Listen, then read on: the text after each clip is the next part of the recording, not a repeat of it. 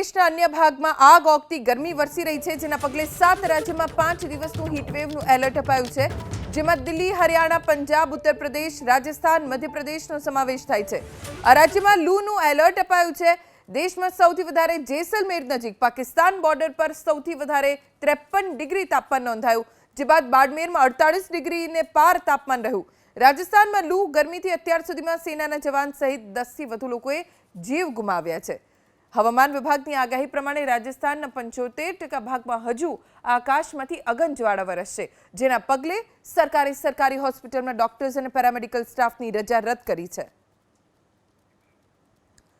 તો માત્ર ગુજરાતમાં જ નહીં, દેશભરમાં આ જ સ્થિતિ છે. ગરમીનો પારો સતત ઉપર જઈ રહ્યો છે.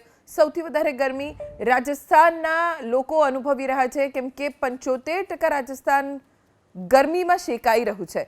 રાજસ્થાનના 75% ભાગમાં હજી પણ આવી જ અગન વર્ષા વરસશે ને હજી પણ ગરમીમાંથી કોઈ રાહતના સમાચાર હવામાન વિભાગ તરફથી નથી આવ્યા.